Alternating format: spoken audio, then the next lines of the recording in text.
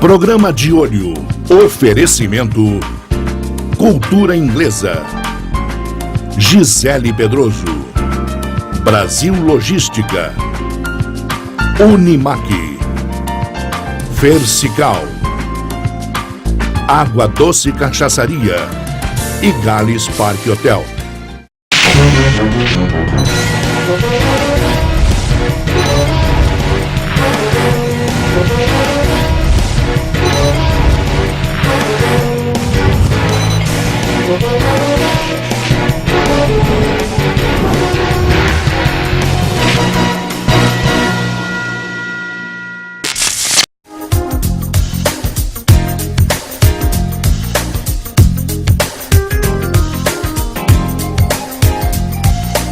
Olá, bem-vindos. Estamos começando mais um programa de olho aqui no canal Boa Vida.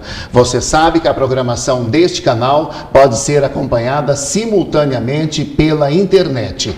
E a partir de hoje, o programa de olho começa a mostrar os candidatos à Prefeitura de Dourados. Semanalmente, você verá aqui os candidatos que estão disputando o seu voto no próximo dia 7 de outubro.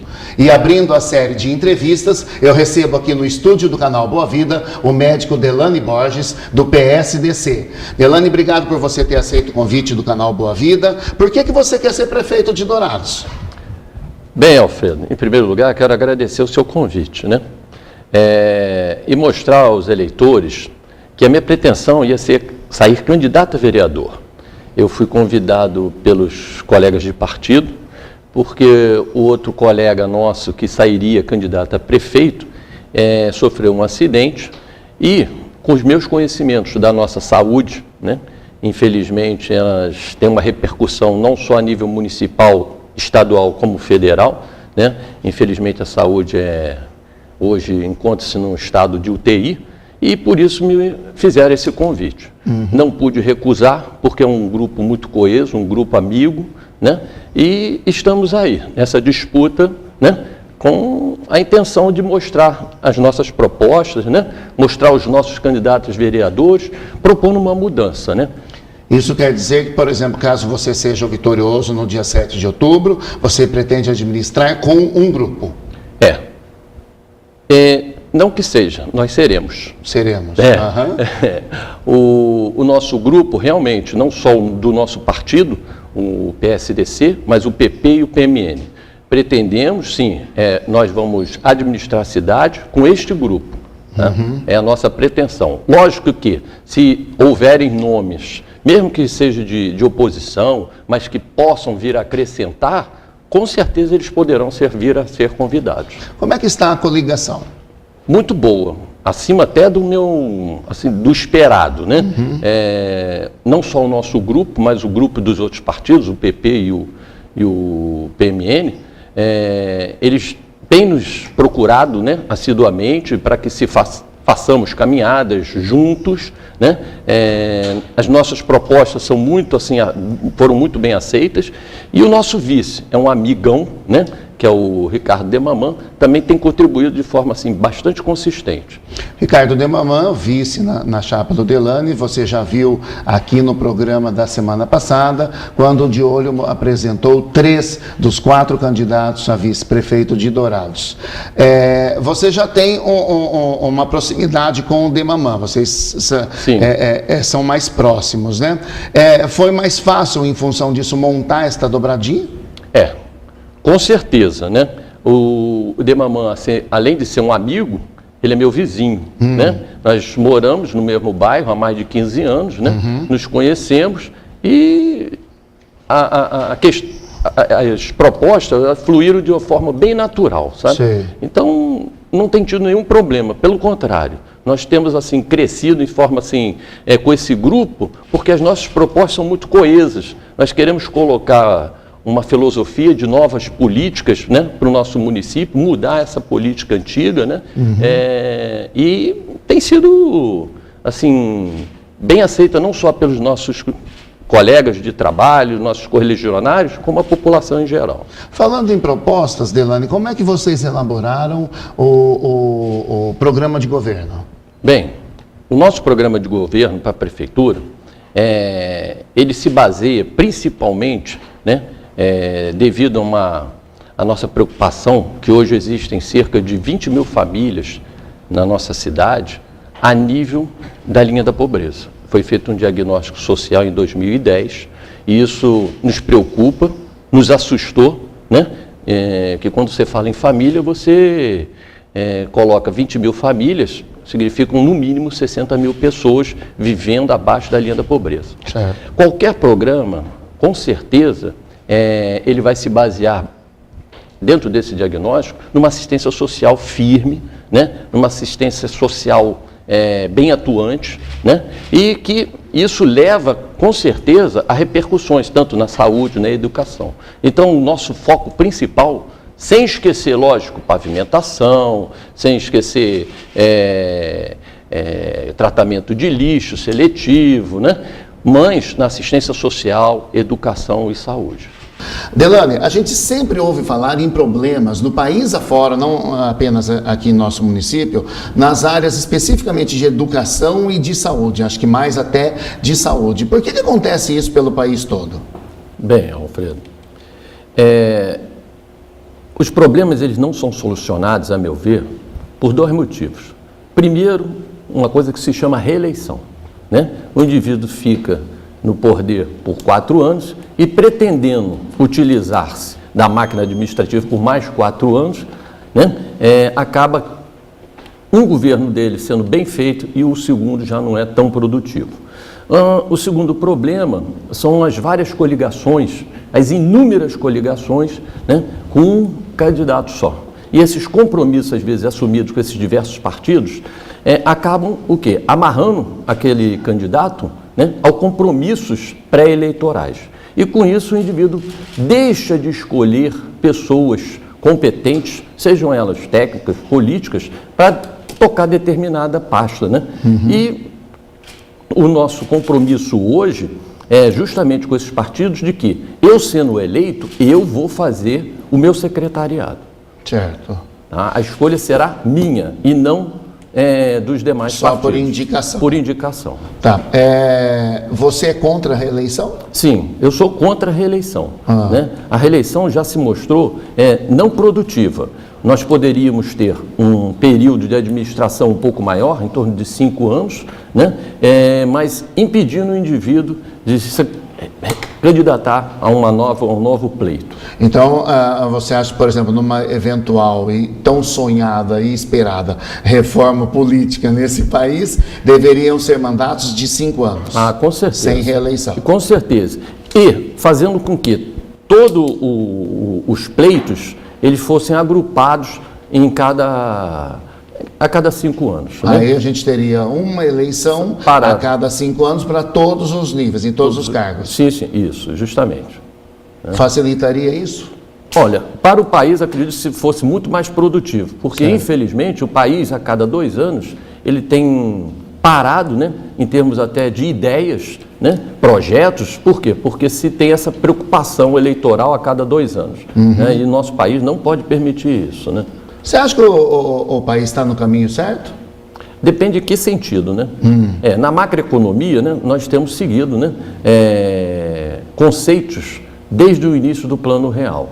No entanto, na área da saúde, infelizmente, o país ainda não conseguiu se acertar.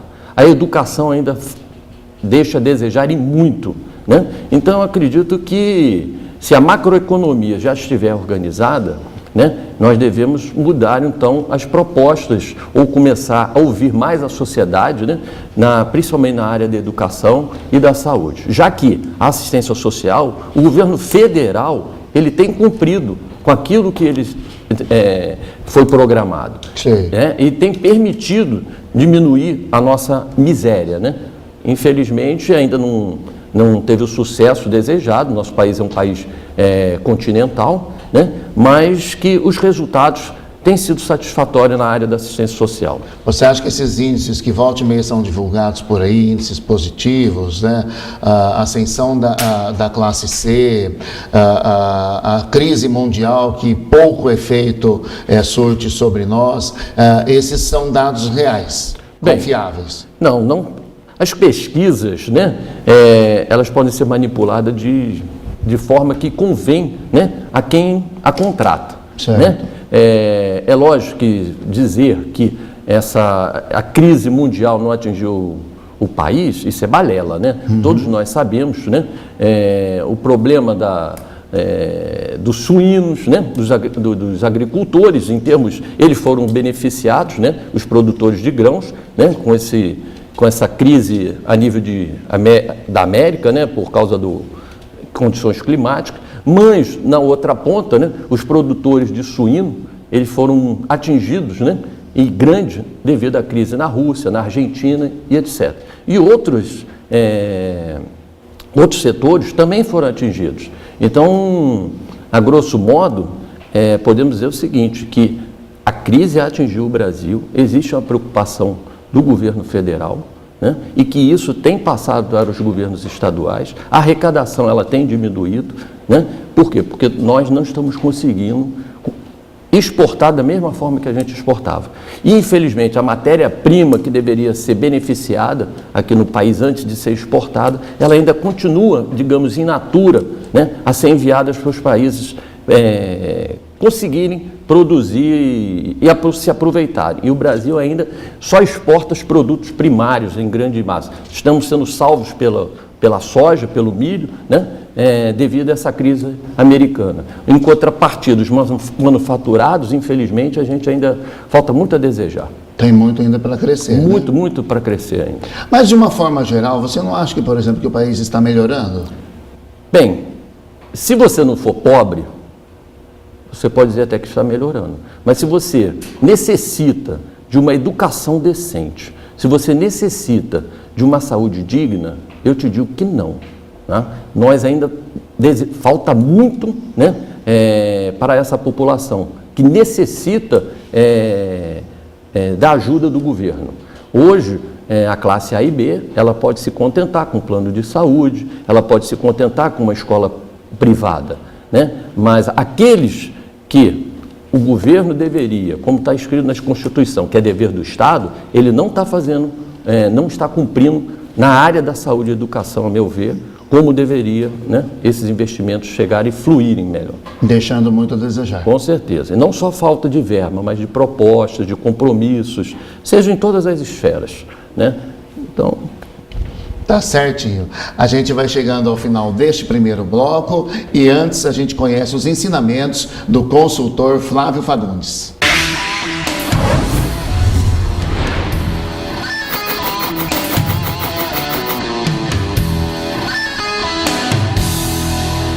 Olá, Alfredo, tudo bem?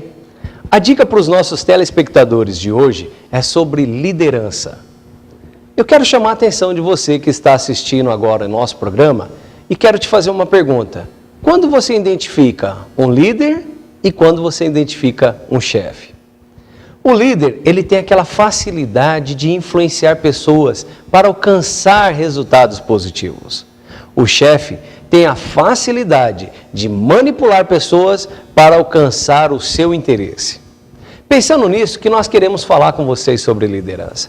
Mas eu quero falar sobre liderança por exemplo. Porque o líder, ele forma pessoas em exemplos positivos, em exemplos da qual ele faz. Já ao contrário do chefe, que só manda, que só faz as pessoas obedecerem. O verdadeiro líder faz com que as pessoas façam aquilo que tem que ser feito sem ter que mandar. Ao contrário do chefe, que as pessoas só fazem quando ele manda. E eu quero te chamar a atenção para você desenvolver liderança no seu dia a dia. Mas para isso, volto a falar, seja um exemplo positivo. As pessoas hoje em dia têm uma necessidade muito grande de liderança em suas vidas. Isso é um princípio desde o início da humanidade. Eu falo que a liderança surgiu no meio da humanidade desde a época bíblica, quando Deus constituiu a humanidade na face da terra. O primeiro líder bíblico que nós vemos é Adão, quando Deus disse que ele iria ter comando sobre todas as coisas. E a palavra é essa, comando. O líder tem que ter um comando em suas mãos e não apenas temor, porque o chefe ele trabalha com temor, o líder trabalha com comando. O chefe manda, o líder delega. Isso é muito importante. E delegar também, líder, você tem que aprender a confiar nos seus liderados. É muito importante você aprender a confiar nos seus liderados, porque eles vão também confiar em você.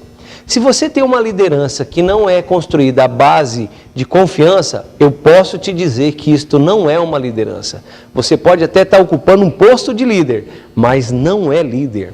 As pessoas podem até te respeitar ou obedecer pela sua posição hierárquica dentro da empresa, mas você não é um líder. Nós temos provas de toda a história humana sobre lideranças em nações e também em empresas. Líderes que conseguiram delegar e compartilhar e influenciar pessoas a fazerem o certo, a fazerem aquilo que é bom. Mas também temos muitas histórias negativas de chefe que comandaram nações e levaram elas ao caos. E de empresários-chefe que também levaram a sua empresa à falência. E já eu volto para continuar falando com você sobre a importância de ser um bom líder. Até já! Valeu, tem coisas que a gente ouve assim, e prestando mais atenção e percebe o quão próximo está da gente, né? E não se pratica. Parabéns, Flávio, e o programa de Olho volta daqui a pouco.